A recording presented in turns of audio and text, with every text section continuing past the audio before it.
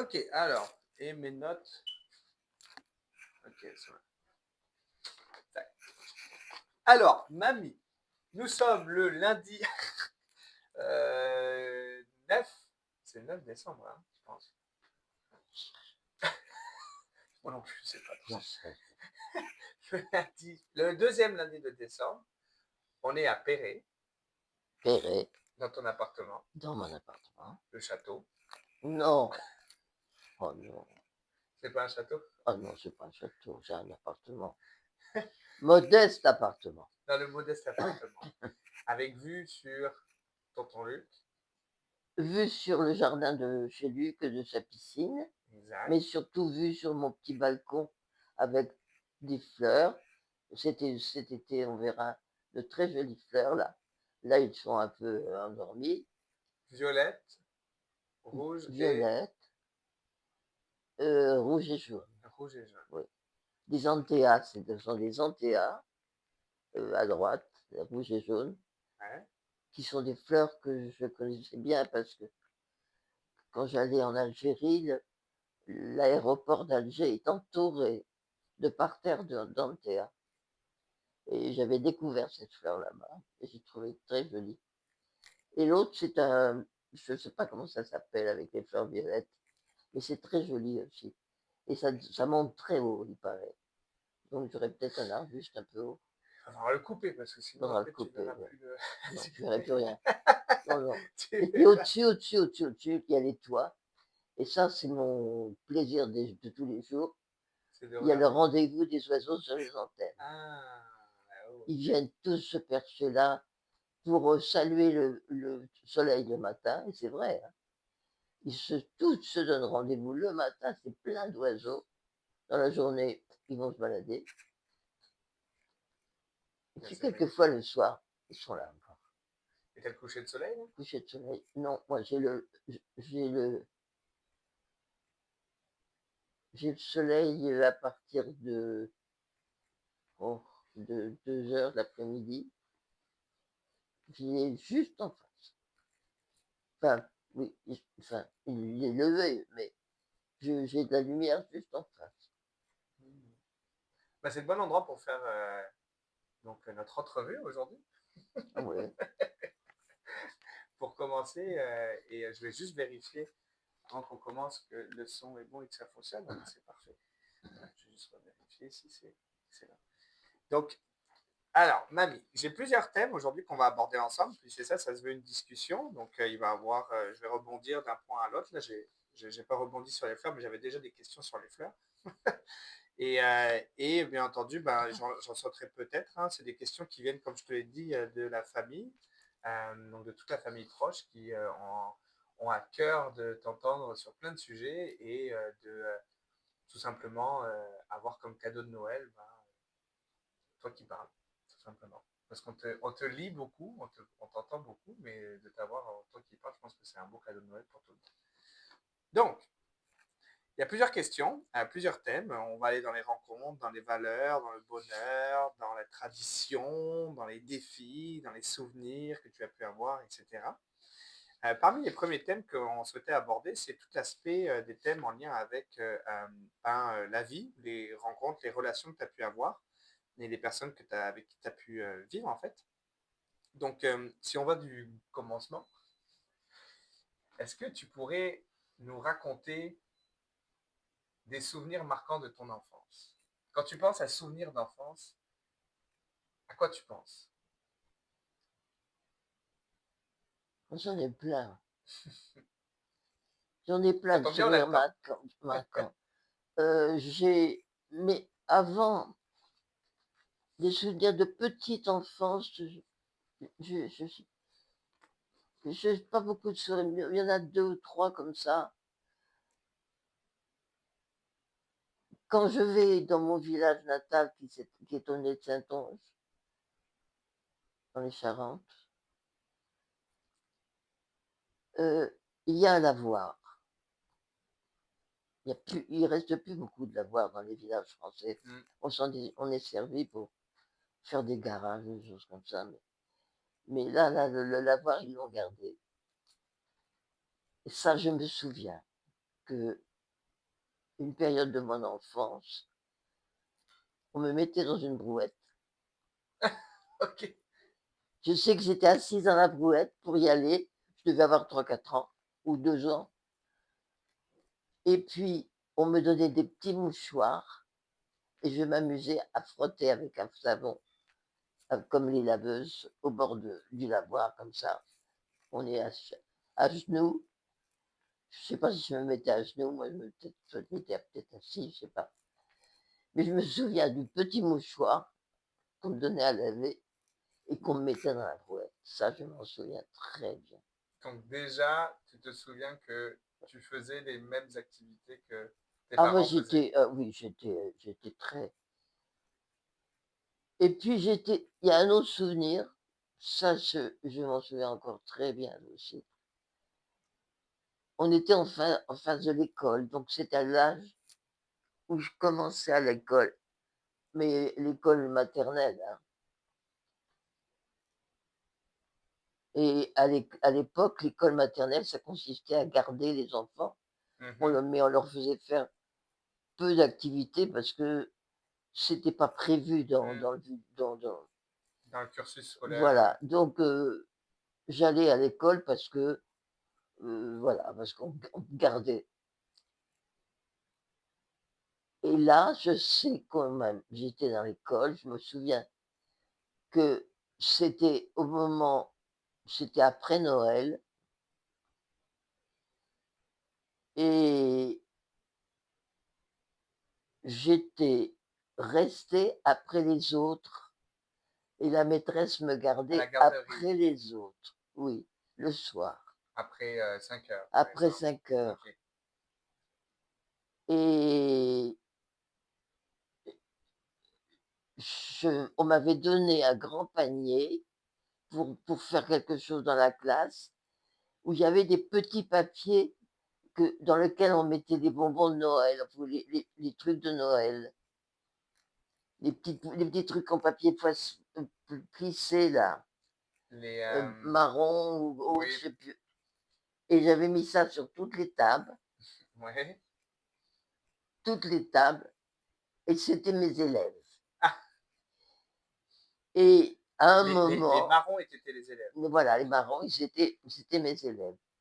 Et à un moment, il y a la dame qui me gardait qui est venue et qui a dit: «Tu ranges tout ça, on vient te chercher». Et je suis allée à la maison et je venais d'avoir une petite sœur. Mmh. Voilà, donc je m'étais occupée pendant que maman accouchait à la maison parce qu'à cette Ah, tu époque-là, venais d'avoir une petite sœur la journée même? voilà, Ah! on OK. accouchait à la maison, il y avait pas on n'allait pas à l'hôpital pour Et donc tu accoucher. as attendu le soir plus longtemps parce que Ben ta voilà, parce maman que était en maman train était en train d'accoucher? d'accoucher. Ah, et tu pas et tu t'en étais pas rendu compte peut-être Ah que moi non, bien tu sûr que non. ou que ce soit la journée. Donc en fait, Donc tu non du t'occupais tout. de petits chocolats pendant que ta maman Voilà. ah, Et elle a dû alors être j'ai surprise en rentrant. une surprise, ça je me souviens, les papiers chocolat et puis la petite sœur en Et face, ça je m'en souviens et très bien. est-ce que tu te souviens de l'émotion que tu as eue quand tu es rentré à la maison en découvrant ta Oh petite bah, il sœur? y avait une petite sœur, mais j'ai 2 ans d'écart j'avais 2 ans et demi, 3 ans avec Jeannette, qui est partie maintenant, elle est morte il y a plusieurs années. Mais je me souviens de sa naissance, bien sûr, Après elle t'être occupée des chocolats. après cette petite chocolat. Ouais.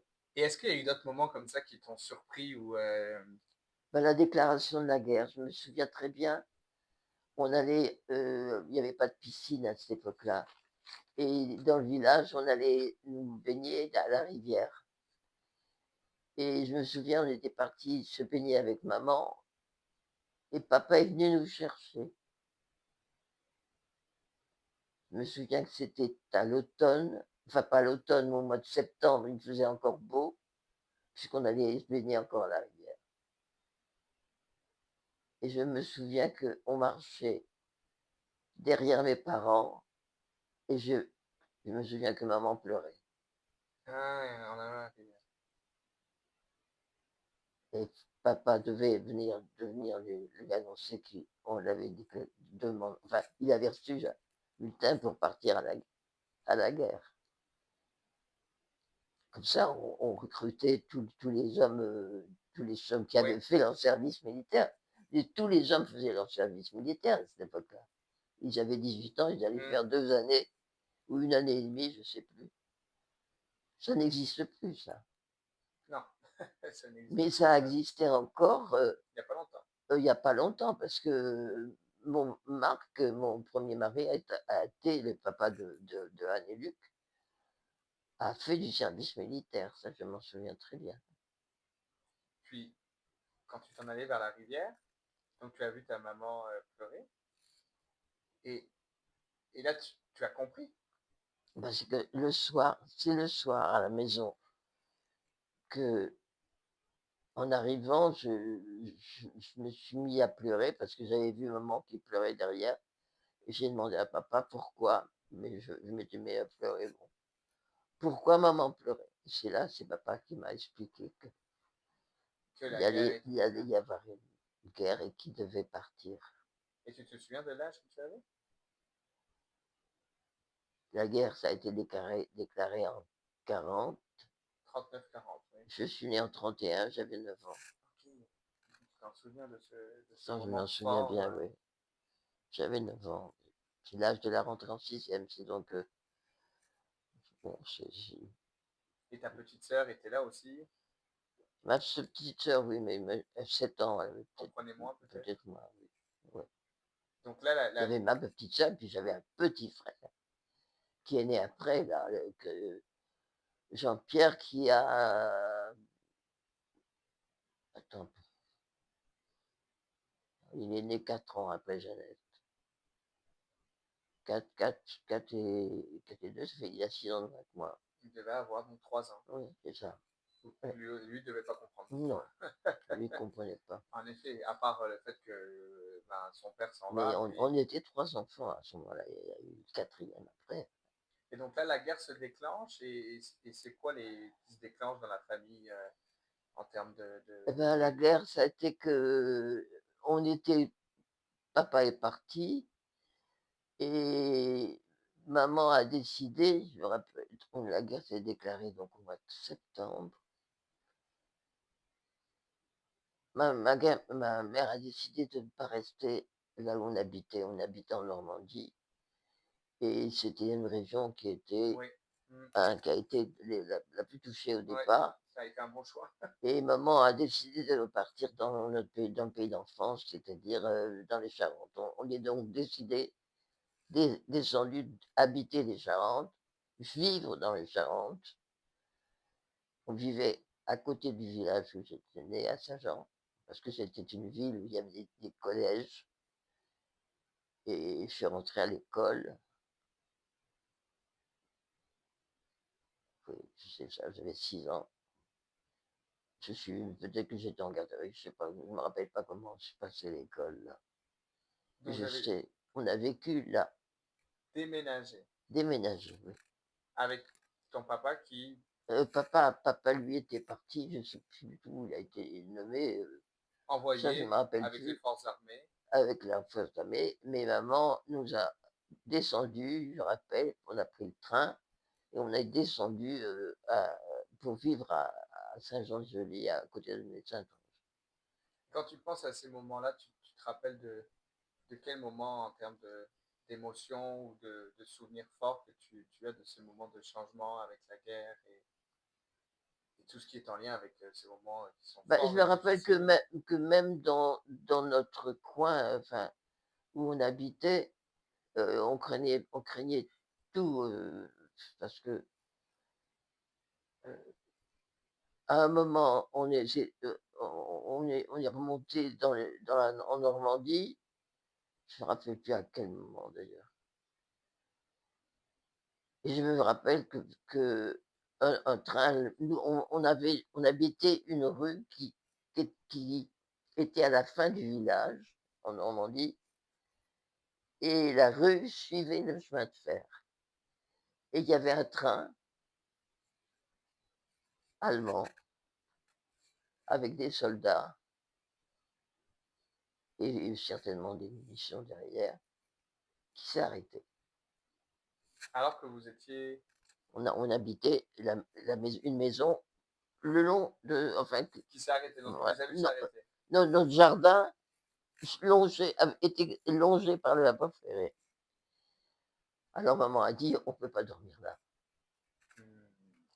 Et de l'autre côté, il y avait des espèces de collines, dans lesquelles, d'ailleurs, dans le village, il y avait comment dire, euh, des endroits où on mettait des cuves pour vendre de la liqueur. Liqueur... Je sais plus comment ça s'appelait. Et c'était des endroits comme des grandes caves, où on faisait, comment dire, on Oui, conservait la la liqueur. liqueur, oui. Je ne me rappelle plus comment ça s'appelait cette liqueur. Ça vous... Alors là, le village a décidé d'aller vivre dans ces caves. Le village au D'aller complet. dormir dans les caves. Ils avaient monté des espèces de grandes perches où on pouvait s'installer, des endroits euh, on a mis des lits, des camps, on a mis des matelas par terre, on a mis tas de choses. Et toute la rue est allée dormir dans les caves. Pendant Nous, combien de temps? pendant, je sais plus, peut-être une petite semaine. Oh mon Dieu. Ok. Dans la journée, les hommes sortaient, ils allaient à leur petit boulot dans les environs, s'ils allaient, en faisant très attention. Les femmes allaient faire quelques courses, mais elles s'étaient installées, je ne sais pas comment, dans les caves, et on dormait là. Et je me souviens que là, moi, je me souviens que nous, ça nous amusait beaucoup, les gamins, hein, Bah oui, d'être dans une parce cave, ça devait qu'on être on quelque chose. s'amusait. Et je me rappelle de l'endroit où on couchait, on voyait une espèce de trou de, comment dire, Trop de lumière? de lumière qui nous montrait qu'on était quand même en profondeur. Et il y avait une sorte de petit escalier dans ce trou qui était grand comme ça, pour pouvoir passer Ouais. un humain. Une sorte de petit escalier qu'on pouvait prendre pour monter jusqu'en haut. Alors, nous, on se disait, ben, nous, on pourra monter. Mais dans la rue, et c'est ça ce qui nous inquiétait tous les gamins, enfin nous inquiétait, ça nous amusait d'y penser. Dans la rue, il y avait une dame qui était d'origine suisse, Ok. qui pesait au moins 130 kilos. Ok. Ah, je vois. Et qui marchait sur les caves. Alors nous, on se disait, il faut pas Ah, qu'elle quelle passe marche. la première, Parce que parce sinon, qu'elle va boucher le trou et nous, on pourra plus sorti. sortir. Ah, ça c'est marrant, ok. Mais c'est fou la naïveté, pas la naïveté. Et Genre, ça, et ça tu vois, dans un moment de naïveté, dans un moment ah, de bon, guerre, les gosses, ils ont et pensé tout de suite, tout hein. de suite à ça. Ah oui, Alors que vos parents devaient penser à des choses complètement différentes. tout à fait. Et cette Et pauvre vous, femme, elle se disait, moi, je ne pourrais jamais partir. Donc, moi, c'est un moment, elle n'envisageait pas du tout de monter là-haut. Mais nous, on se disait, faut pas qu'elle monte, Madame Chad. Elle s'appelait Chad. Faut pas qu'elle monte, nous, on pourra plus passer. Et ça nous inquiétait un peu. Ah oui, ça. tiens, mamie, j'en profite pour déplacer ton micro parce que comme c'est génial, tu expliques et tu montres, en plus de ça, Et je bouge tu beaucoup. bouges. Mais non, c'est génial, c'est ce qu'il faut. Voilà, là, il sera encore mieux. Donc, donc là, vous êtes dans la cave, dans un village pendant une semaine de temps et vous mangez quoi? Ah, alors là, j'aurais mille anecdotes à te dire. On mangeait que ce qu'on trouvait. Maman qui voulait quand même pouvoir faire de la cuisine, de tout, on trouvait plus de beurre. Ah, ça, je me souviens de cette histoire. L'histoire du beurre, je l'ai déjà entendue, oui. Tu l'as entendu? Mais je veux l'entendre de ta voix parce que je m'en souviens, mais je me souviens plus des détails. Bah, beurre, maman, elle a été Tous cuisiner au beurre. obligée, elle a échangé son piano contre une mode de beurre. Le beurre était un peu cher. Le beurre était cher, mais c'est surtout qu'on n'en trouvait pratiquement pas. Et il y a des gens qui avaient, bon, ils ont accepté d'échanger un piano. Et maman, bon, je lui dis: «Mais maman, tu joues tout le temps?» Ils ont fait: «Non, non, non, non, ça nous fera manger pour quelque temps». Alors on avait ça, le beurre sur le bord de la fenêtre parce qu'il y avait pas de frigo, hein, ça n'existait pas à l'époque. Enfin du moins c'est pas chez nous. Alors on mettait au frais, comme ça, comme on pouvait. Donc du beurre. Je me rappelle de voilà, de l'anecdote du beurre. Et te souviens-tu de moments de, de, de, de deuil ou de tristesse durant la guerre jusqu'à la libération? Parce que c'était une guerre où il y a eu des hauts et des bas, puis bon, tu étais jeune, donc tu te rendais sûrement pas compte des hauts et des bas de la guerre, mais peut-être que autour de toi, tu te souviens de, de, euh, de Ben, moments forts en fait. je me souviens de la mort de mon grand-père. Euh, Mon grand-père, du côté de papa, était un monsieur qui avait été blessé pendant la guerre, la première, 14-18. 14-18. Et il était obligé de se faire des piqûres tous les jours pour. Il avait un problème respiratoire dû à cette guerre. Et puis, on est parti, nous, une année avec mes parents à, à Lourdes, Oui, en pèlerinage. Et le soir, quand on est arrivé à l'hôtel de, de Lourdes, on a reçu l'annonce que mon grand-père venait de mourir. Tout simplement par négligence, mm, par oubli. de, Il s'était fait une piqûre sans faire bouillir sa seringue. ok. Et il est mort, paraît-il, il a gonflé. Enfin, bon, c'est affreux. Durant. Donc, Donc, c'est un souvenir d'enfance très. Alors, j'ai jamais vu Londres, bien sûr. C'est une ville que je voudrais pas y retourner parce que elle est empreinte de toute cette elle histoire est empreinte de toute cette histoire. et de cette C'est charge un. émotionnelle finalement. Ah oui, on est rentré vite, comme ça. Surtout qu'avec ce grand-père, j'avais tellement de souvenirs.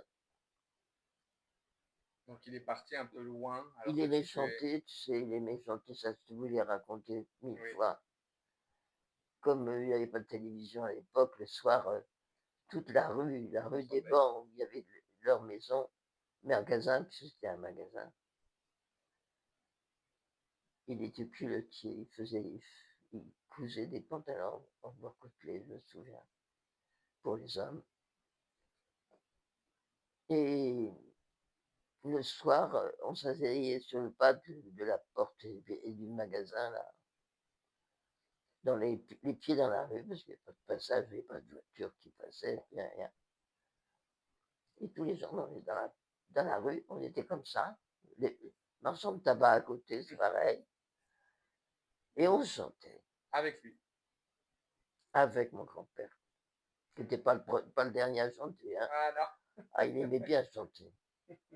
Et on chantait tout ce qui passait par la tête. Hmm. Ouais, c'était bien ça. Puis sur cette note de chant et de joie, si je fais le parallèle avec la fin de la guerre maintenant, la libération, puis toi maintenant tu as 15 ans finalement, fin de la guerre 45, donc tu as environ 13, 14, 15 ans. Tu es né à quelle année déjà? 31. 31, oui, donc tu as 14 ans. T'en gardes quoi comme souvenir de libération? En plus, préadolescence? Ou en Bah, plein dans l'adolescence? 14 ans, Et on le monte à moment où on Paris. s'affirme? en plus. Oui, papa a trouvé un boulot à Paris et on monte à Paris. Au début, on habitait un tout petit appartement minuscule, et on nous met en pension avec Jeannette, dans une pension en province là. Oh là là, quelle Ah horreur. donc pas du tout à Paris alors? En province, on vous Enfin, emmène. pas en province, non, en En banlieue banlieue plutôt, parisienne, en OK, OK, OK. banlieue. Oui, oui, je me souviens de ça. Mais on n'y est pas resté longtemps en pension. Pas resté longtemps parce que papa a trouvé, peut-être une année, enfin l'année après, un immense appartement face à ce qui allait devenir les grands boulevards, non pas les grands boulevards, la grande ceinture Mmh. de Paris, où Paris est entouré d'une espèce de grande ceinture où les voitures circulent énormes. Et sur cette grande ceinture, il y a un immeuble de 5 étages. Et le cinquième étage est un atelier d'artiste. Et c'est cet atelier d'artiste que papa a trouvé. Et on va emménager dans cet appartement qui était génial. Il y Et a deux immenses pièces hautes avec une verrière au-dessus, qui devait être l'atelier de l'artiste. Et au-dessus, il y a 4 chambres. Enfin, c'est vraiment très bien. On va vivre dans cet appartement pendant plusieurs années. Enfin, moi, donc durant ton adolescence finalement? voilà, toute mon adolescence, on a vécu là. Et dirais-tu que le côté, d'être dans un appartement, d'artiste, lors de l'adolescence, moment où tu te définis, est-ce qu'il y a un lien avec ça et le fait que tu deviennes, par la suite, Un appartement d'artiste, oui, enfin, il y avait, est-ce qu'il y avait des artistes autour de cet appartement ou c'était non, juste un même pas. appartement d'artiste? Non, c'était un appartement d'artiste. Mais par contre, moi, j'avais envie de faire un métier artistique. Je suis comme ça, j'avais envie. C'est venu, tu avais ce souhait depuis, Oui, enfin, je voyais pas, je voyais pas d'autres. À ce moment-là, j'avais envie de me lancer dans quelque chose d'artistique. Donc, je suis rentré dans une école qui se trouvait à l'autre bout de Paris. Je me souviens, je faisais la ligne entière. OK. Je prenais le bus, métro à la porte d'Orléans et j'allais jusqu'à la porte de Quinancourt où il y avait mon école. Fallait se réveiller tôt. Voilà. Alors, je faisais, je tricotais dans le métro. C'était la grande mode, ça. Je tricotais. Je me rappelle, je me suis fait un pull avec jacquard, avec des serres. Un pull gris avec des serres qui étaient rouges. Mmh. Et je tricotais dans le métro. Et naturellement, les gens me regardaient. Bah, avec la distance, tu as dû en tricoter pas mal parce que, des allers-retours toute la journée, Ah ben oui, je pense. tu dû. J'avais le temps de faire mon pull. Mais j'avais trouvé ça parce que je ne savais pas quoi faire dans le métro. Je tricotais. Comme j'aimais bien tricoter. C'est vrai que Et comment s'est passée l'adolescence alors? Cette période de charnière, de définition de qui on devient? Est-ce que tu as eu une adolescence où tu étais rebelle ou tu as eu une adolescence où tu étais plutôt, posée? non, j'ai pas eu une adolescence euh, posée.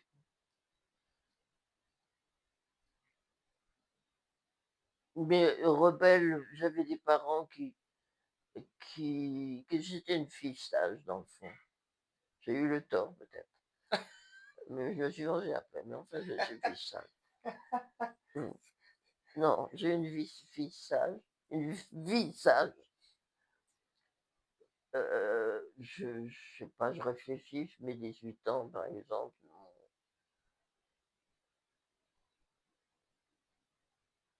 Je fais partie d'une chorale. Ah oui, on habite Montrouge, donc ce grand atelier. Et à Montrouge, il y a une chorale. Et ça, j'aimais beaucoup chanter. et je savais pas comment c'était la chorale, donc je me suis inscrite à la chorale. Et c'est là que j'ai rencontré un certain Marc Lafitte, Ah mon Dieu, qui ok. était ténor. Ah mon Dieu, ok. J'avais 18 ans, je crois, à l'époque, oui. Donc tu t'es inscrit à une Ténor. chorale sans jamais avoir chanté auparavant, ou en fait, Si, j'exagère, pardon. on Tu chantais beaucoup chantait parce tout que le tu temps. chantais déjà avec ton grand-père, Voilà. tu chantais On, dans la on aimait famille. chanter. Alors, je suis rentrée et Jeannette est rentrée avec moi Ok. Donc les deux dans la sœurs. chorale. On était toutes les deux. Est-ce que Non, étiez-vous soprane. étiez-vous obligé de traîner votre frère ou petit frère ou non? Pas Non, encore. non, non, mon frère, il était lui, encore avec. Il n'était pas fini d'être auprès de sa maman. Non, Plus non, jeune. non. Donc vous rentrez à la chorale alors. Alors, on va à la chorale. Alors, ce qu'il y a, c'est que le rendez-vous pour rentrer, pour aller à la chorale de tous les choristes, se trouve au café en face, l'endroit où on répète. Et là, là, on s'amuse de plus parce que les cafés autrefois étaient quand même sympas. On joue au baby-foot. Ah, J'aimais bien faire ça. J'aimais bien jouer à ça. et c'est là que Et je dis, mais avec Marc, c'est qu'on se rencontre dans ce café alors, dans ce café, après la chorale. après la chorale ou avant, en attendant que ce soit l'heure du rendez-vous de la chorale. Non, c'est un lieu de rencontre. Et donc là, tu fais la chorale pendant plusieurs années, tu décides de continuer, ou dès que tu rencontres Marc, tu arrêtes la chorale et tu te Non, dis, non, ah, non. j'ai rencontré mon âme Oh, sœur. pas du tout. Oh là, pas du tout. Pas du tout. On chante à la chorale, on chante à l'église, on chante dans des concerts de Montrouge. Enfin, non, on se produit après de la chorale, hein. C'est sympa, hein, d'ailleurs. L'ambiance est très sympa. Euh, non, Et lors de cette rencontre alors avec Marc, tu me l'as décrit? Est-ce que tu t'en souviens de cette première rencontre? Ou est-ce que tu te souviens des moments après la rencontre de votre relation qui démarre ou, c'est marrant, mais j'ai dû effacer beaucoup de ça. C'est vrai. la mémoire finalement a choisi de se souvenir de certains éléments et d'en mettre d'autres de côté? Ça, c'est pas la mémoire, c'est la vie qui a choisi de me séparer de. Il y a eu un jour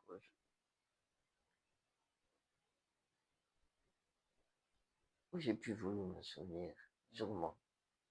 mm, J'avais trop de mauvais moments avec Marc mm. à ce moment-là, et j'ai dû effacer. C'est curieux ça. C'est le corps et la mémoire qui choisit. Et en effet, c'est curieux. Je me souviens d'avant, on se marie,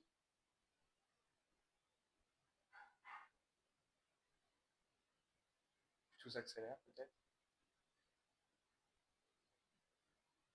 mais après, on se bat dans la vie.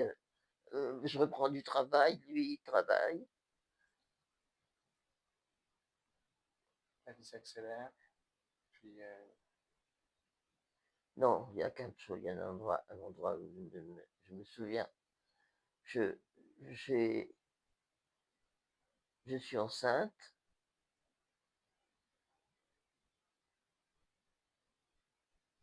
et je fais une extra-utérine. Je fais une grossesse extra-utérine, ce qui est grave.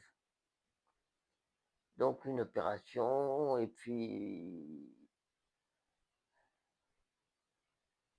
je vais après cette grossesse me reposer avec les enfants à la montagne. vous aviez un endroit Euh, privilégié à la montagne où vous aimiez aller? non, non, non, vers comment ça s'appelle oh, le nom m'échappe. Bon, ouais, c'est bien dans les Alpes, les Pyrénées, je Dans les suppose. Alpes, non, c'est dans les Alpes. et on va se reposer avec mes 2 enfants à la montagne où Marc doit nous rejoindre et où il n'est jamais venu. Mm. Ça, je me souviens de ça. Mm. Heureusement, heureusement. Je suis allé l'attendre au quart sur la place de ce village et je ne l'ai pas vu. Mm. Alors j'ai appelé avec mon téléphone, j'ai appelé ou au téléphone parce que je n'avais pas de portable. Non, en effet, tu as dû aller à la maison peut-être. Je suis allé à la maison où on était, je suis allé téléphoner et j'ai eu son frère qui lui dit que Marc avait disparu. Mm. On ne savait pas où il était. Et c'est pendant un mois qu'on n'a pas su où il était. Mm. Et c'est qu'au bout d'un mois, j'ai eu un coup de téléphone de l'Algérie où j'avais Marc en larmes au bout, me disant je m'ennuie les enfants. Mm. Est-ce que tu peux venir? Voilà. C'est ça que déclenche le changement et le départ. Je suis parti en Algérie de pouvoir y vivre pendant 2 ans. Marc n'est pas beaucoup venu. Enfin, il venait voir les enfants une fois de temps en temps, c'est tout. C'est un moment fort que tu racontes avec ce souvenir Oui, qui vous amène en Algérie et qui est marqué d'ailleurs dans la mémoire à la fois de maman et de Luc parce ils en parlent souvent de l'Algérie oui. avec des Mais souvenirs. oui, parce qu'en Algérie, on avait de très bons. Quand on a été vivre en Algérie, on avait de très bons souvenirs là-bas aussi. L'Algérie, il n'y a pas que du mauvais souvenir. On a beaucoup voyagé tous les trois, les enfants et moi. On est allé visiter les bords de la mer, on a été visiter à l'intérieur. On est même allé, pas avec les enfants, non, j'y suis allé avec une amie qui s'appelait Bab, qu'on appelait Bab, qui était une tante de Marc. On est allé jusqu'au Sahara.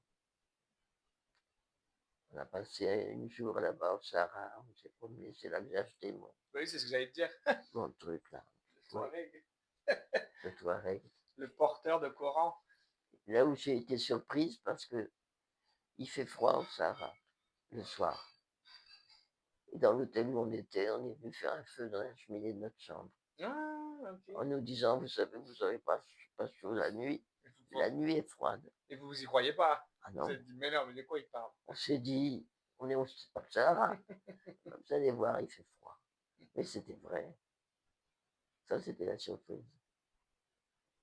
Et quels sont les autres souvenirs de cette période finalement un peu en entre-deux parce que c'est une période assez courte, 2 ans. Ça a été Alger. C'est-à-dire que moi, quand je suis arrivé à Alger, mon souvenir, c'est, en définitive, c'est l'agitation, les choses que j'ai dû prendre en main. Quand je suis arrivé à Alger, j'étais enseignante. Mhm. J'avais donc mes cours, c'est-à-dire 21 cours par semaine, pour ce que je faisais moi. Le reste du temps, j'aimais bien imprimer des foulards, des tissus, Mhm. avec des encres qui, qui résistaient au nettoyage. J'ai donc fait ça. Je faisais ça dans une des pièces de notre appartement, parce que l'appartement était très grand. Et puis après, j'ai rencontré là-bas un ami de France, d'origine algérienne d'ailleurs, qui avec sa famille vivait là-bas avec sa femme aussi, et qui m'a dit, mais t'es là, toi? Oh là là, mais j'ai dit, vous le donner. Il y a eu la foire internationale d'Alger. Oh, mamie, attends, attends, je vais un petit problème avec le micro. Ok, c'est bon, vas-y. La foire internationale d'Alger. Air Algérie me donne leur stand d'affaires. Air Algérie. Et Air Algérie venait d'inaugurer un petit avion avec une aile d'une forme spéciale. Enfin, elle était spéciale, mais je ne l'ai pas trouvée, mais bon. Je me suis dit, ben, il faut mettre cette aile en vue. Disons quoi, elle va être comme ça. Tu l'as enroulé de ruban. Non, pas du tout. Je l'ai mis comme ça debout et elle est tenue. Non, on l'a cimenté quelque chose au pied et on l'a bloqué dans une espèce de. Ah, juste l'aile, pas l'avion. Non, non, Juste l'aile. jusqu'à elle. Ah, ok, c'est génial. Non, pas l'avion. Mais une aile c'est lourd. Hein. Bah, oui, ça doit, Alors que ça déjà, doit être quelque chose. quand j'ai dit au gars qui me suivait un peu pour faire les délires que je pouvais avoir, euh, j'aurais dit, l'aile, on va la mettre comme ça. Ils m'ont dit, mais tu fais. Comment ça se fait? Non. Écoute, on va essayer. On va essayer. Moi, j'ai un bon Dieu qui a été avec moi, je ne peux pas savoir. Et on l'a donc mis dans cette espèce d'étau elle sortait un petit peu, elle était un petit peu dans le gazon de la place. Il y avait un petit rond de gazon qui accueillait les gens à la tête de l'exposition, et il y avait cette aile. Immense. Qui Oh, tout ressortait. le monde se regardait ça. Il n'y a pas eu un coup de vent, il n'y a Ah, pas eu de truc, il n'y a rien eu. Mais j'avais- le bon Dieu m'a suivi tout le temps. J'ai fait, j'ai fait, un- j'ai fait 3 stands à la fin d'Alger. J'avais jamais fait de foire. avec une aile, en plus. Et pas devant. T'avais de la chance quand même. C'est un La coup de vent, une aile. Air Algérie, comment c'est le groupe Michelin, avec le gros bonhomme Ouais, qui lui bonhomme. aussi était comme ça, à l'entrée de leur stand. Et puis la Comapac, qui était une maison qui fabriquait tout ce qui était pâtes et tout ça, et qui avait des camions euh, enfin, sur lesquels ils voulaient avoir leur sigle. Et j'ai refait ce sigle que je leur avais fait. Et quand je suis retourné en Algérie plusieurs années après, j'ai vu que mes sigles sur les camions circulaient toujours. Ah, ça c'est toujours plaisant quand tu vois ça. Tu Ah, dois je bien me voir. suis dit, mince, là. Il y a Je vais... toujours ma bonne femme. Parce que j'ai une bonne femme qui tient un couscous comme ça, planté comme ça. Ouais, qui regarde Oh, et qui regarde encore. Je regarde juste je même. regardais. Ah mon dieu. Puis, je regarde juste ton micro pour voir s'il n'y avait pas eu de bug parce qu'il y en a eu un. Ok, c'est bon. Puis là-dedans, moi, je suis curieux parce que t'es passé d'une vie à Paris, il y a eu la montagne, pendant bon, cette période-là avec Marc, puis ensuite il y a eu l'Algérie. Puis durant toute cette période-là, c'était quoi un peu le rôle de l'amitié pour toi De avec l'amitié. de l'amitié? Quel était le rôle de l'amitié dans ces périodes où tu as finalement été parfois seul avec les enfants? Quel était l'écosystème autour de toi qui t'a permis de te soutenir dans toutes ces périodes-là? Est-ce que c'était un écosystème d'amitié? Est-ce que c'était un écosystème familial? Est-ce que c'était un écosystème bah, juste avec tes enfants finalement, puis tes enfants te nourrissaient assez pour que tu puisses être forte dans ces moments parfois compliqués ou de résilience en fait finalement? Est-ce que l'amitié a joué un rôle dans ces périodes?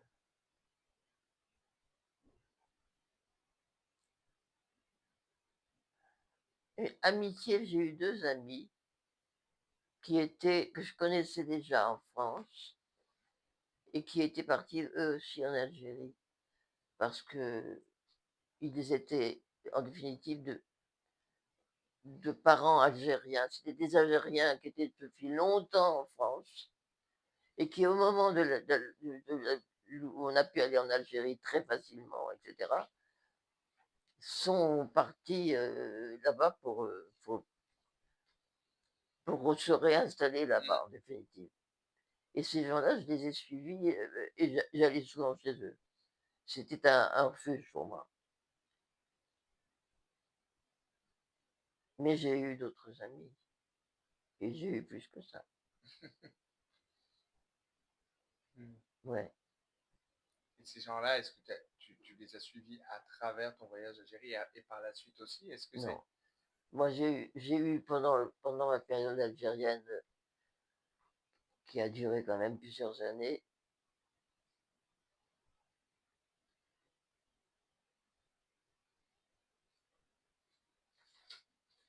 j'ai eu une amitié, enfin disons une relation plus qu'une amitié avec un Algérien.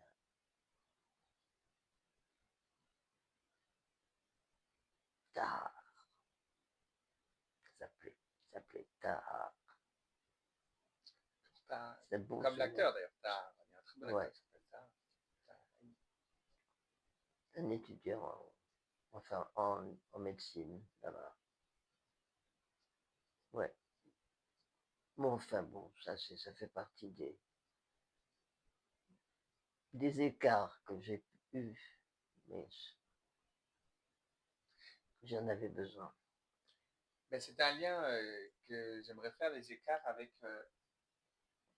la notion de résilience, parce qu'on a parlé de la guerre, on a parlé de moments compliqués, et les écarts, c'est un peu ça. La définition de la résilience, c'est la capacité de revenir à l'état actuel euh, en fonction des écarts que tu réalises. Et cette capacité, en fonction des écarts, à revenir à l'état zéro ou l'état que tu vis, que tu souhaites revenir. C'est quoi ta relation, toi, avec la résilience, toutes ces années que tu as pu avoir?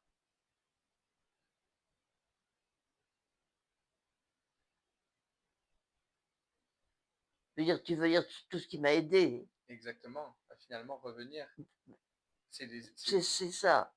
Ce qui m'a aidé à tenir le coup, avec un mari qui vivait, son histoire, qui lui avait permis d'abandonner une femme et des enfants. J'ai Je peux dire que ce que j'ai vécu moi de mon côté m'a beaucoup aidé, beaucoup aidé. La solitude sans amour, même sans sexe, sans rien, c'est c'est pas possible.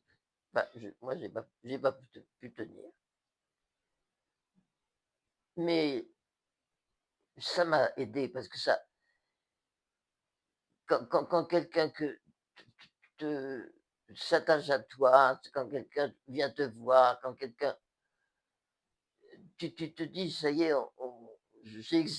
j'existe Mm, exactement. autrement que comme père et mère de deux enfants.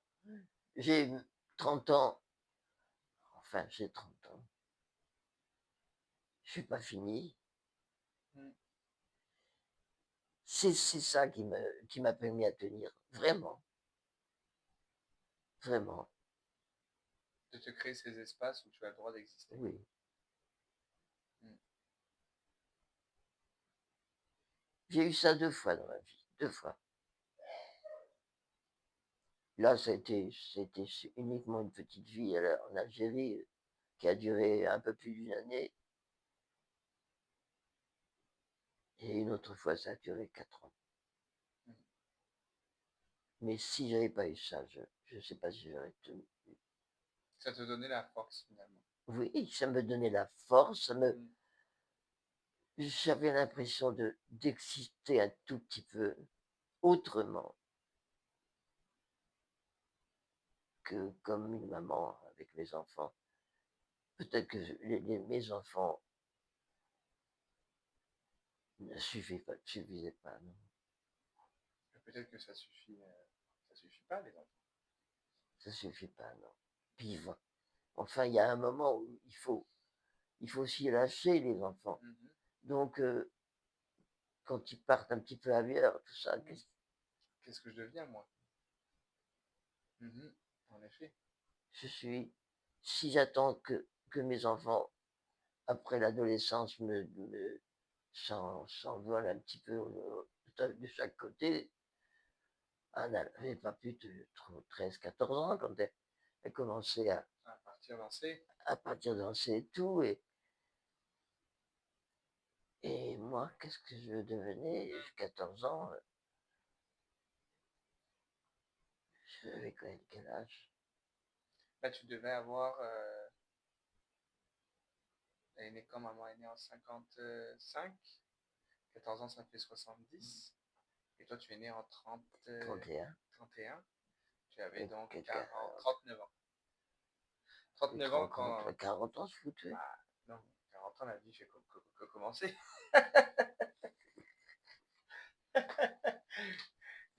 Ah là Je ne là. l'ai pas dit, mais je l'ai pensé. Ouais, Et oui, la vie ne fait que commencer. c'est vrai. Puis c'est là que tu vis. Bah, d'ailleurs, il y a toute l'Argentine, pardon, l'Algérie, puis les enfants qui grandissent, maman qui commence à avoir ses shows et ses départs, etc. Puis toi, à cette période-là, vous êtes de retour à Paris déjà? On est de retour à Paris. On est de retour. On habite un très bel appartement rue Saint-Dominique que papa m'a trouvé au 5e étage, sans ascenseur, mais l'appartement est magnifique. Ah oui, les enfants ont chacun leur chambre. Ah oui, ok, waouh, à Paris, Euh, quelque chose. et puis,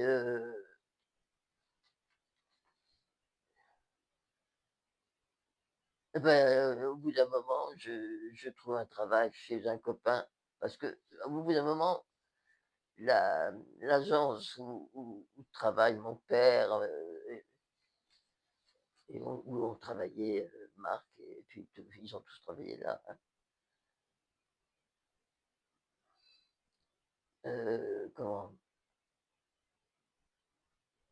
Oui, ils sont en train de créer une station sport d'hiver, le Corbier. J'allais dire- J'allais me tromper, j'allais dire le corbeau.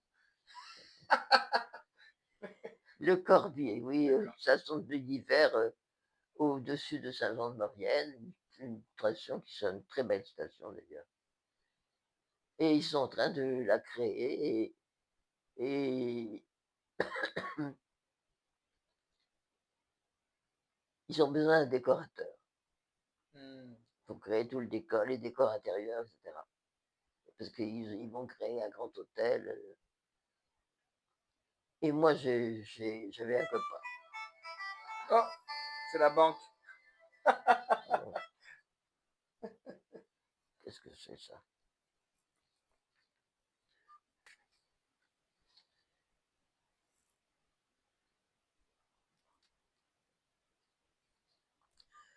J'ai pas besoin d'avoir tout ça. Ah, c'est encore une chose. Toujours la banque, non, c'est pas vrai. Attends, est-ce que tu l'as fermé? Oui, oui, Juste en éteignant, t'es sûr que ça s'est éteint? Ouais, c'est ça, c'est ta raison, c'est la banque encore. non, c'est pas vrai, non. Darcel, hein? Est-ce que tu veux boire de l'eau? Je Ça viens va. un petit peu. Darcel, là.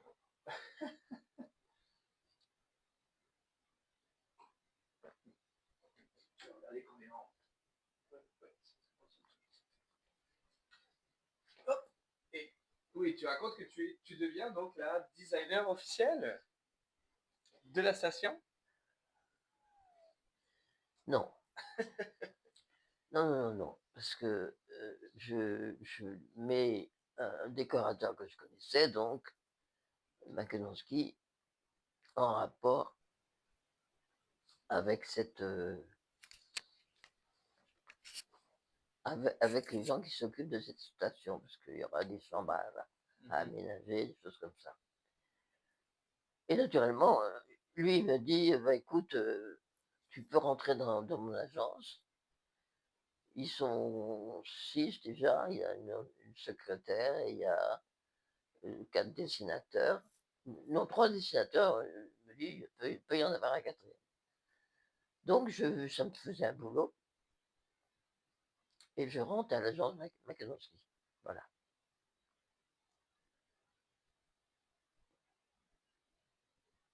Et tu design après, tu rentres dans cette agence-là. Et on va s'occuper donc de la station de sport de vide, du sport d'hiver. Mais c'est, ça m'amène un peu avec la notion de travail, puisque tu as fait tu eu plusieurs Ouais, carrières, plusieurs travaux, pardon, plusieurs excuse-moi. travaux et plusieurs carrières professionnelles.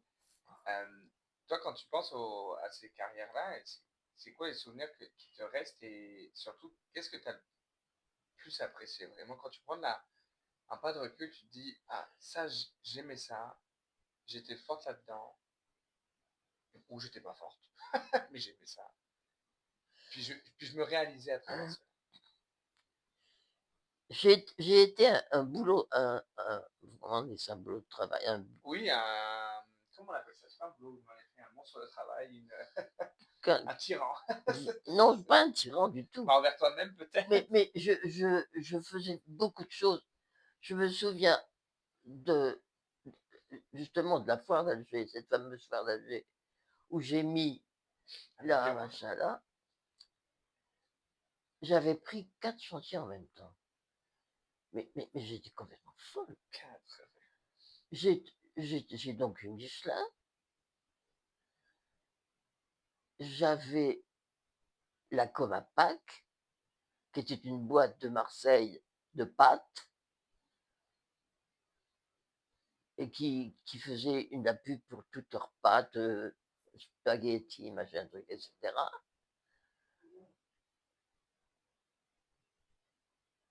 Et du couscous. Et c'était surtout leur couscous qui Avec les était très. camerons. Puisque j'ai fait cette fameuse petite bonne femme qui porte Qui un est... couscoussier. Et puis, qu'est-ce que c'était le quatrième? Je ne me rappelle plus.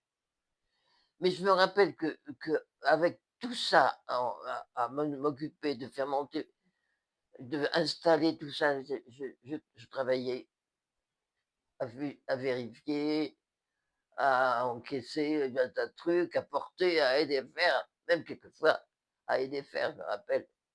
J'avais fabriqué une antenne en carton. J'aimais beaucoup les éclairages comme ça. Et ma lanterne, c'était des espèces de cubes en carton que j'avais découpés. C'était un montage de trucs. J'avais fait des carrés, des cubes. C'est facile à faire un cube en carton.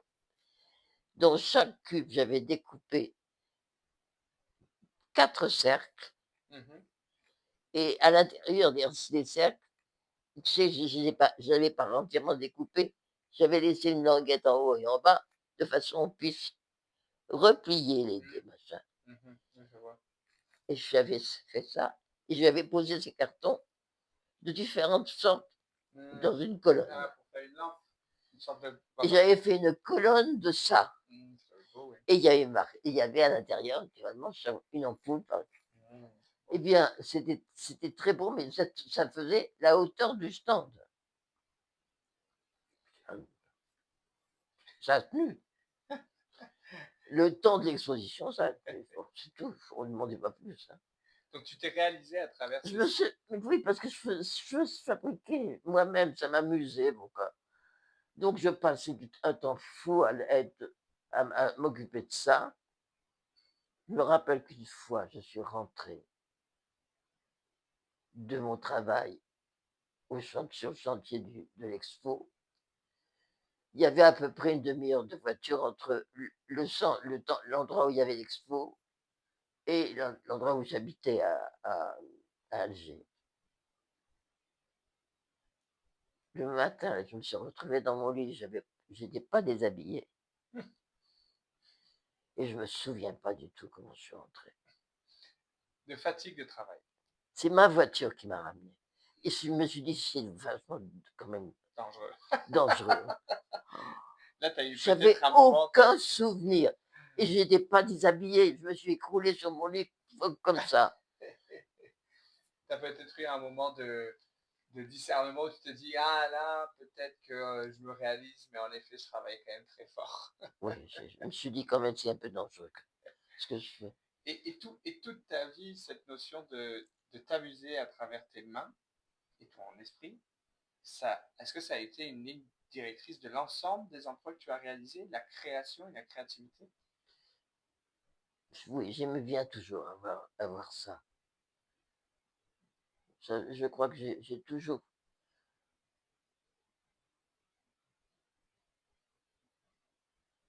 je crois que tu vois, même ce truc de carte postale là, Mmh.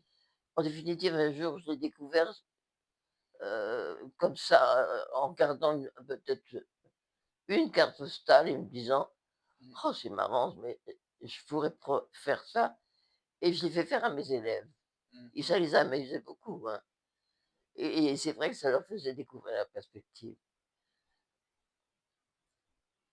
Et enfin les élèves les plus grands, hein, les élèves de terminale, parce que les plus petits non, ils étaient encore créatifs, autrement. Mais moi ça m'amusait et chez moi j'aimais bien faire des choses. Mmh. J'ai fait de la poterie, j'ai fait de la qu'est-ce que j'ai travaillé avec la poterie, oui. Puis un jour, tu as décidé de transmettre finalement en devenant prof. Ah oui, mais j'étais déjà prof, puisque j'étais prof en Algérie, hein. Ah Donc oui, donc la oui. transmission aussi fait partie de la C'est la créativité, seule mais la fois en transmission a Algérie où j'ai eu des filles d'ailleurs, comme élèves. Autrement j'ai toujours eu des garçons. Oui, mais j'étais prof différemment, parce qu'avec des filles, ben, je leur ai appris à faire du dessin de mode, par exemple, plutôt faire de la création de vêtements, etc. Ça les amusait beaucoup. J'aimais bien ça, les Algériennes. ouais. Oui, oui, oui. Non, j'aimais bien. J'aimais bien tellement à tel point, c'est que je faisais faire des choses à mes élèves en créativité, tu vois. Et puis je les faisais dessiner sur des grands machins. J'aimais pas que tout le temps les dessins, tu vois, un petit format. Mmh. Mmh. Je disais: «Il faut que vous voyez grand». Voyez grand, et je me rappelle, après ça c'était venu avec mon idée de faire dessiner un volcan. Dessiner, oui, un volcan en éruption. Alors je les vois commencer à dessiner l'éruption, un petit volcan comme ça, puis tchic, un panache dessus. Je dis: «Non! Allez hop, on retire les feuilles, on en met d'autres. Vous êtes dedans!» Ah, ça c'est bon ça. Ouais, ah, tout le monde a dû faire ah, Et le feu. le feu, du simple feu. Alors là, Ça change tout, la oui, c'est perspective. le délire, les couleurs, tcha, tcha, ça m'a fait plaisir ce jeu, et les gosses étaient contents après, c'est vrai. Bah oui, complètement différent. Moi, je comprends tout à fait. Mais un C'est volcan, faut pas faire un panache, c'est non, ridicule. faut faire l'intérieur, la lave, Voilà. le magma, l'explosion, la puissance, tout ça qui est lié en fait finalement. D'ailleurs, dans ces exercices-là, c'est quel exercice ou autre exercice que tu trouves marrant, qui t'a marqué, que aimes faire et que tu as aimé faire à tes étudiants? Il y a le volcan. Moi, j'en ai un, c'était celui de la. Tu dessines au hasard, puis ensuite tu Ah oui, dois. ça, moi je le fais déjà encore, hein. Ça m'amuse toujours. Parce qu'à chaque fois, c'est différent. À chaque fois, c'est différent. Ça peut être abstrait, mais c'est très souvent concret. Non, c'est bien, et quand on ne sait pas quoi faire, c'est un bon jeu, ça. Pour rappel, c'était. Tu prends une feuille, tu fermes les yeux. Tu fermes les yeux? Oui, tu fermes les yeux. Non, tu mets d'abord tu prends une feuille, tu prends un crayon de couleur n'importe lequel, ou même un crayon noir, c'est pas grave, et tu plantes ton crayon et tu fermes les yeux. Il faut planter le crayon parce que autrement, tu plantes ton crayon, tu mets, au bout de la feuille, tu le mets n'importe où. Là, tu mets ton crayon au milieu de la feuille et puis tu t'y vas. Au milieu ou autre, mais il faut que ce soit quand même possible de faire un dessin. Et ensuite, Tu fermes les yeux. et tu le fais. et tu le fais. Ça peut être quelque chose de concret que tu fabriques sans te rendre compte, mais ça peut être abstrait aussi. La deuxième étape, c'est que tu ouvres les yeux et tu interprètes, c'est ça, et tu racontes l'histoire. Tu regardes l'histoire de ce qu'il y a sur ta feuille, bien sûr. Mais je te dis, ça peut être du concret, ça peut être un animal, ça peut être un visage, ça peut être un vol d'oiseau, ça peut être, non, ça peut être n'importe quoi, un poisson. Et là-dedans, l'imaginaire, euh, parce que c'est beaucoup ça, finalement, c'est l'interprétation de l'imaginaire. Toi, est-ce que tu trouves que cet imaginaire, aujourd'hui, se perd et si tu trouves qu'il se perd, quel conseil tu donnerais à des gens comme moi, comme Vanessa, comme Juliette, comme Sarah, comme Roman pour développer cet imaginaire-là?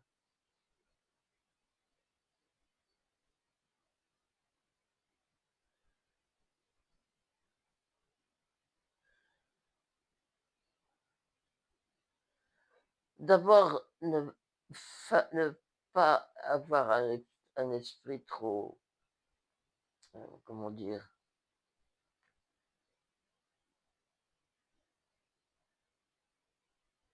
il faut pas toujours chercher le concret, enfin, tout de suite, ça ressemble à ça. L'abstrait, c'est les lignes, les formes, les lignes, les surfaces, ça a aussi un sens. Ça a aussi un sens. La couleur aussi a un sens. Si tu choisis toujours des couleurs fortes, vives, C'est qu'il y a quelque c'est que chose. ça va. C'est que ça va.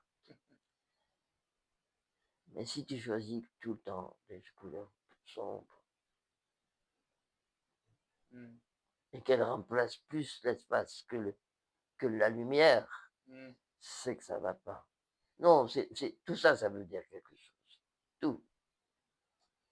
Il y a des flèches, il y a des lignes, il y a des. Ah, je sais pas, on peut manger. Maintenant, on commence à avoir un peu faim, donc on pourra manger dans. Ah, bah, peut-être un peu plus dans 20 minutes. Parce qu'on a. C'est correct. Ouais, c'est ça. Oui, ouais, la couleur, mais oui, tout à fait. Puis, parce que l'imagination, c'est pas. Enfin, c'est pas l'imagination, c'est la capacité des jeunes et moins jeunes de se lancer et de ne pas avoir peur de créer. C'est quelque chose de plus en plus difficile, la peur de se lancer, en fait, dans la création et dans la créativité. Toi, tu nous as toujours dit, par exemple, la preuve avec le dessin que j'ai fait du Kenya, que tu as affiché, Oh, tu nous as toujours dit, moi, je ne vous pense jugez pas toujours, dans la façon avec laquelle vous créez, puis interprétez, puis soyez fiers de votre interprétation et bien de votre sûr. créativité.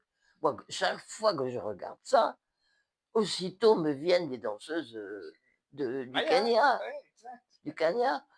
Oui, Mais pas Maya, non, Kenya, oui. tout de suite, euh, je- bien sûr que c'est parce que j'ai fait ce voyage avec toi. En même temps, me revient les. Non, c'est que. D'ailleurs, j'ai pas ton dossier, hein. Oui, je pense que oui, je pourrais le Pourquoi tu le récupérer. prends? Ben, je vais le prendre, mais je pourrais le prendre. Bah, tu veux le prendre, écoute. Je pourrais regarder et le prendre. Tu viens faire les cadeaux. Mais tu peux parler, c'est du scotch. Euh, Oui, il y en a. ouais, il y en a. Scotch, tu fais dans le sol. D'ailleurs, en parlant de voyage, je voulais t'entendre, mamie. Là, ça change un petit peu de sujet, mais c'est important et c'est cool d'avoir ton avis. On parle de voyage. Tu as fait des voyages avec quasiment tous tes petits-enfants. Oui. Tu as offert ces voyages, tu les as créés, tu les as faits. Toi, aujourd'hui, quand tu penses au voyage que tu as réalisé, quel est le ou les souvenirs de voyage qui t'ont marqué, qui te viennent à l'esprit rapidement?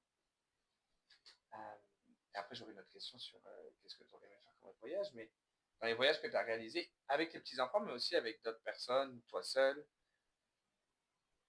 quand tu penses Les à un voyages avec souvenir, mes petits-enfants, à chaque voyage, il y a toujours, un, ok, un moment qui un qui moment me fort. ah oui. Le premier voyage que j'ai fait, c'est avec Juliette en Chine. Mhm. Je revois tout de suite les espèces de grottes où on nous a emmenés. Moi, j'ai pas pu me déplacer parce que c'était juste à côté de la fameuse, heu, comment dire? Muraille Muraille de de Chine. Chine, ouais, c'était avec les Donc escaliers, ouais. il fallait monter assez loin, mais c'est j'ai c'est un moment très, très fort, hein. Ah oui, je revois encore tout ça. Mais la Chine, pour chaque voyage, j'aime Et déjà. l'Égypte, L'Égypte avec Aaron, c'était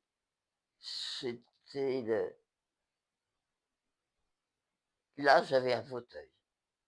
mhm, Je rappelle que les voyages en Chine, tout ça, j'avais pas de fauteuil, j'avais une canne. mhm, Avec toi, je me souviens que j'avais une canne oui, aussi. J'ai une superbe photo avec un. Maasai,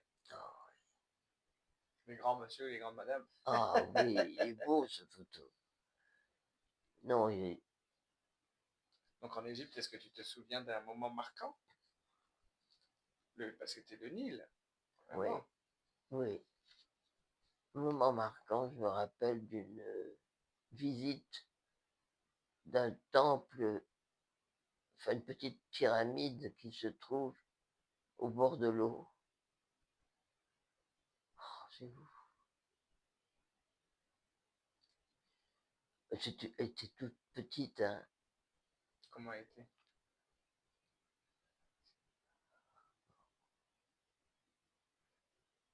Je pense que c'était. Ah ben non, c'est Abou Simbel. Abou Simbel, c'est bien en Chine, on a vu l'Égypte. Ah ça, je sais pas, je pourrais pas te dire. C'était une pyramide que tu as vue en sortant Non, du Abou Nil? Simbel, c'est en Inde. Hmm. Oh non, c'est en Inde, Abou Simbel. Oh, c'est vrai, c'est le tombeau qu'un qu'un qu'un grand, euh, comment dire que a voulu construire pour sa femme qui était morte tôt. C'est magnifique, magnifique. C'est Abou Simbel. Donc je revois les saris des femmes, c'est pour ça Hmm. que je dis que Les c'est en couleurs. Inde. C'est en Inde, oui. Là, l'Inde, c'est le voyage avec ta mère. Oui. Parce que si on les cumule, tu en as fait beaucoup. Tu as fait l'Inde, le Pérou, l'Égypte. Pérou, c'est Romane. Oui. L'Égypte, c'était Aaron. La Chine Euh, avec Juliette. la Chine avec Juliette. Toi, le Kenya. Mhm. Et le Mexique, Avec Nissa, c'est ça ou avec Sarah? avec Sarah. C'était prévu avec Sarah, mais on l'a fait avec Sarah et Nissa. Nissa. Ouais. Parce qu'ils étaient toutes les deux là. Et c'était bien. On chantait à tue-tête dans la rue. On chantait tous Starmania parce que c'était l'époque de Starmania où Luc chantait Mhm. et, et on était dans la voiture. Oh là, c'était drôle. Oui, tu en gardes des superbes souvenirs avec des cahiers. Ouais. Et, et, et quand tu penses à tous ces voyages et aux moments forts, les couleurs, les massailles, la nourriture, les histoires, la peinture que tu as dû voir, etc. Est-ce que tu as des pays que tu penses que tu aurais aimé visiter et que tu n'as pas visité? Ou des cultures peut-être plus que des pays? Quelque chose qui t'intrigue que t'as. La Russie. Ah ouais? J'aurais pas du tout pensé. Ah oui, la Russie. Mais ça, la Russie, t'as des maisons peintes, tout ça. C'est superbe. Quand tu regardes euh, j'aimerais bien le voir. Quand je vois l'architecture russe, des églises avec des trucs comme ça, Ouais. ah, Mm, c'est magnifique. Non, la Russie, parce que ça m'intrigue, et puis c'est même le plus grand pays du monde. c'est vrai. Donc, ça m'intrigue. Autant du côté russe que du côté. Plus asiatique. Je cherche le nom. Biélorusse, non. Non, ça s'appelle comment tout ça? Les Balkans. Non.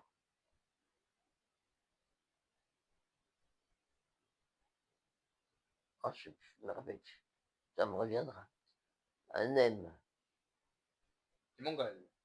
La Mongolie. Ouais. Ça a quelque chose aussi. Oui. Ça va être quelque chose. Avec les chevaux en liberté. Voilà. Mm. Donc la Russie et la Mongolie, deux pays. Oui, que j'ai pas vu. Que j'ai pas visité. Mais j'aimerais bien. Ouais, c'est des très beaux pays. Après, la Russie est plus Et puis compliquée alors, dernièrement. et puis que Amérique, bon, l'Amérique, rien qui. J'ai fait l'Amérique du Sud, j'ai vu un petit peu d'Amérique du Sud. Je vais aller au Venezuela,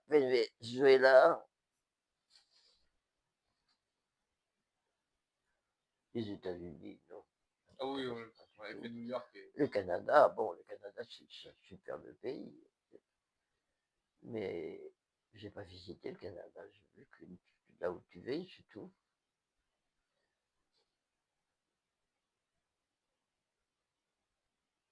Toi, t'as visité le Canada? Attends. Pas encore? Non, ça s'en vient. Mais non, j'ai visité, je suis resté pas mal à Québec. Mais c'est que la distance est la même quasiment entre Montréal et Vancouver que Montréal et Paris. C'est 6 heures d'avion de l'un côté comme de l'autre. Donc, je vais souvent plus à Paris qu'à Vancouver, ça c'est sûr. Mais... Puis, avant qu'on aille manger, je voulais t'entendre sur les... il y a deux choses, euh, deux ou trois choses. Il y a l'aspect musique, parce que le chant a été au cœur de ta rencontre avec Marc, puis la musique a été au cœur de ton enfance, puis elle a évolué, puis elle a été au cœur de ta vie, comme je suppose pas mal de gens quand même. Oui. Quand tu, quand tu penses à notre famille, à la famille que nous avons, et que tu penses à de la musique avec la famille, rapidement, c'est quoi très rapidement, ta chanson ou l'album ou l'artiste à qui tu penses, qui est la musique de la famille? Est-ce que tu en as une en tête? Que ce soit ici ou ta famille et ton grand-père aussi, hein, bien sûr. Non, avec mon grand-père, j'ai pas de souvenir de musique, à part les chansons qu'on chantait, mais c'était des chansons de l'époque. Ça m'est pas resté même. Non, la musique, moi, elle me fait partie de ma vie, hein. Ici, c'est rarement que j'ai pas de musique. J'ai presque toujours de la musique, mais presque toujours la même d'ailleurs. Et c'est laquelle? La même. Oh, si tu avais du temps, je te ferais écouter. C'est Martha Argerich.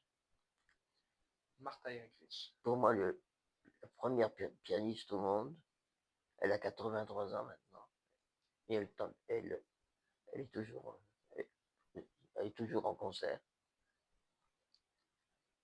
Donc une pianiste qui interprète des morceaux, qui est Ouais. aussi... Qui est âgée, qui a une tignasse grise, comme ça, et qui joue du piano. Quand tu vois ses mains, qu'elles sont usées, elles sont aussi abîmées que les miennes. Il y a même quelquefois des pansements sur ses doigts. Ah oui, bah oui, parce qu'elle va taper sur le piano pas mal. C'est normal. Martha Argerich. Tout à l'heure, je te la Bah oui. montrerai. Je l'écoute au moins une petite minute. Tu vois ce que c'est que cette bonne femme. L'allure à laquelle elle joue sur le piano, c'est. Ah, Et elle interprète du Bach, du ah, Beethoven, mais du Chopin. c'était toujours la première. Quand tu parles de Martha Argerich, pour tout le monde, c'est la première au monde, hein. C'est la plus grande pianiste qui existe. Oh oui, extraordinaire, extraordinaire. Puis dans le même ordre d'idée, Mais là, plus du côté, ça fait le lien avec ce qu'on va manger. Quand tu penses à la famille et à la cuisine, est-ce que tu as une Ah, recette qui te vient en tête? Moi, j'ai une idée, mais on va voir si on a la même. Quelle recette représente la famille? ah,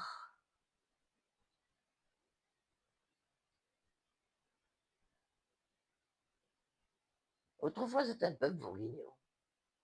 Ah, ok, je pensais pas. Ouais, parce que maman la faisait très bien, et puis moi, j'aimais bien faire un peu bourguignon. Mais, oh, les beignets aux pommes. Ah oui, sérieux? Je pensais vraiment pas.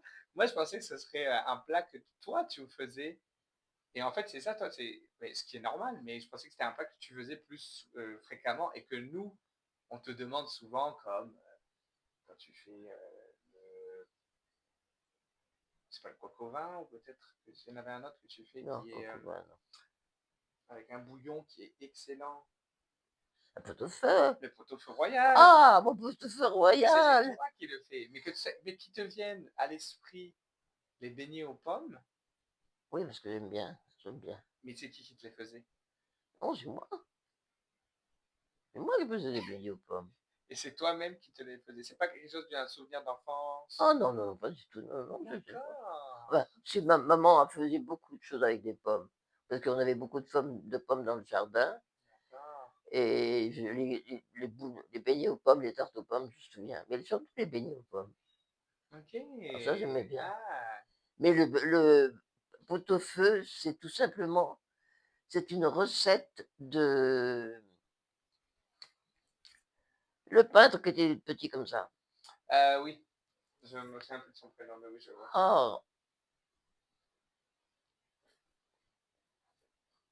Le peintre, hein, pas le pianiste. le peintre. Ah oui, je vois le pianiste, je connais son nom, mais le peintre, non. Oh, écoute, c'est pas possible. Il a peint tellement de choses magnifiques. Ouais, ça va tout revenir. Oui, ça va me revenir. Et puis il y avait une Eh recette. bien, c'était sa recette, parce que quand il recevait ses amis, il savait faire que ça. Le pot-au-feu de. Du petit peintre. Et je l'ai fait pour des copines, mes copines d'écriture. Un jour, elles m'ont dit, c'est pas possible, qu'est-ce que c'est bon. C'est vrai que c'est très bon. Tu Ouais. parles avec tous les boules, le bouillon avec toutes les viandes qu'il y a dedans. Le bouillon, il est divin. Mais moi ici, je peux pas le faire parce que d'abord, j'ai pas la marmite pour ça. Et puis, il faut faire un four. Ah, c'est très long le C'est pot-au-feu. très long à faire. Très... Il faut que ça cuise presque une demi-journée. Non, c'est très long à faire. Mais tu Mais vois, les beignets aux pommes, c'est pas long. c'est vrai que c'est pas long. Il faut faire une pâte à crêpes Une carrément. pâte à crêpes, puis des pommes. Et tu coupes des pommes. Et, et tu mets du sucre. Et c'est tout aussi Ouais, bon. Ok, bah mamie, pour terminer, j'aurais une dernière question pour toi. C'est une question plus pour les petits-enfants et tes enfants, qui était un peu mentionnée par pas mal tout le monde. Qu'est-ce que tu dirais à tes enfants et tes petits-enfants et tes arrière-petits-enfants pour les aider à mieux vivre? C'est quoi le conseil que tu leur donnerais pour les aider tout simplement à mieux vivre, à être heureux, à vivre bien? de se rapprocher le plus possible de la nature. Le plus possible de la nature. Quand tu regardes vraiment, moi je me rappelle quand j'avais la chambre chez Luc, que j'avais devant moi un arbre qui était plus vieux que la maison, m'a-t-on dit. La maison a été faite en 1820. Donc le arbre qui est un acacia, il a au moins 150 ans. 150 ans. Je m'imagine ses racines. Et si tu vas plus loin, quand on était au début, on était là, on s'est aperçu qu'il y avait des abeilles au ras du sol, dans un endroit près de la maison. Elles sortaient, elles repartaient, elles redescendaient, elles sortaient, elles repartaient. On a posé la question à un jardinier, pourquoi il y a ça? Ah, des abeilles dans le jardin. Oh, mais je sais, il y a des abeilles souterraines. Elles font quelque chose sous la terre. Mmh. Qu'est-ce qu'elles font? Je ne sais pas. Du miel, je ne pense pas. Mais qu'est-ce qu'elles font? Je ne sais pas. Elles vont découvrir les racines. Je ne sais pas.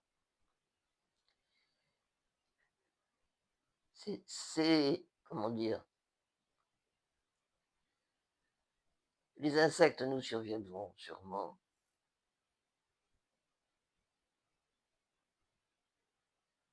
C'est très résistant, les insectes. Je crois que la nature nous apprend beaucoup, beaucoup, beaucoup de choses. Il ne faut pas s'en éloigner. Vraiment. Donc d'être proche de la nature pour s'en nourrir, s'en inspirer S'en inspirer. et respirer Et aussi, ne hein. pas la détruire. Éviter de la détruire.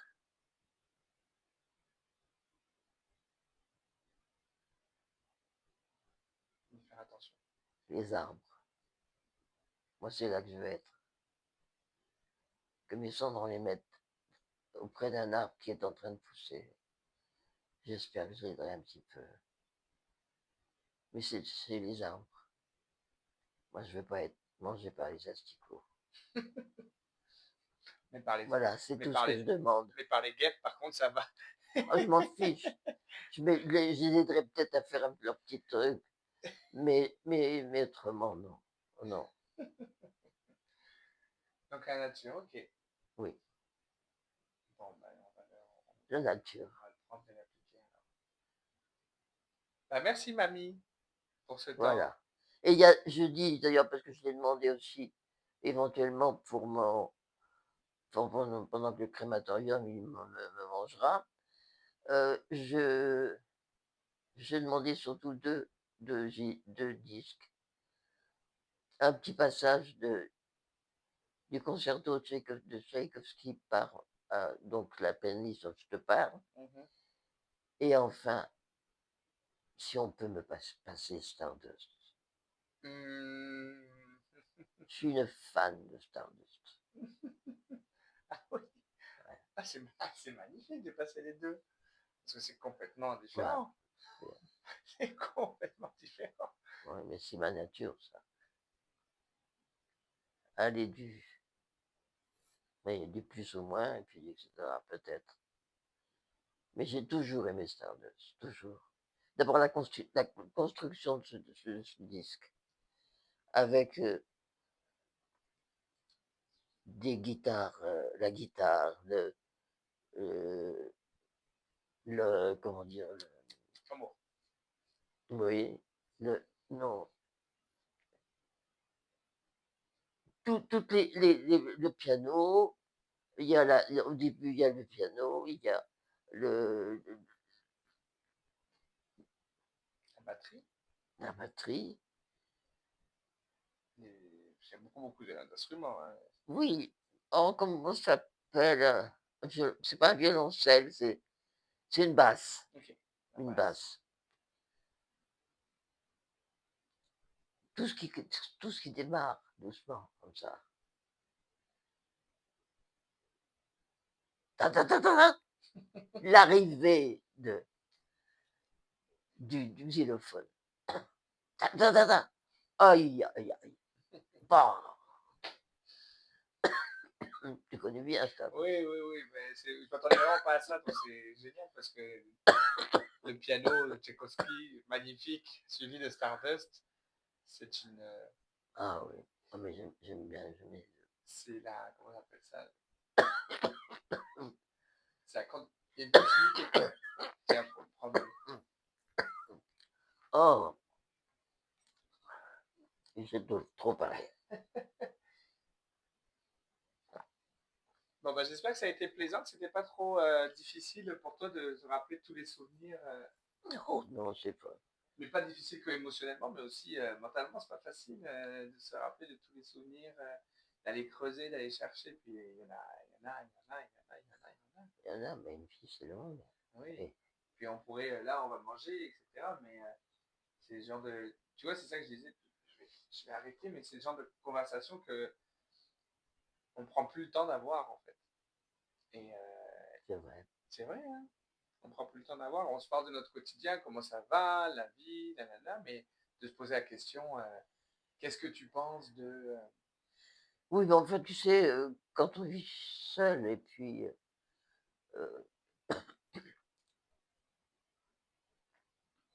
moi aussi, quand je suis seul, je fais quelquefois des retours en arrière comme ça, Hmm, puis, ben, on le fait certainement plus quand on est seul, c'est sûr. On n'a pas le temps quand on est avec, quelqu'un qui vous interrompt, qui vous emmène sur d'autres domaines, quelquefois qu'on n'a pas envie d'être, etc. Donc c'est sûr que mais aussi il y a du partage. C'est bien le partage, hmm, exact. Intéressant. c'est bien. Ah, la pause.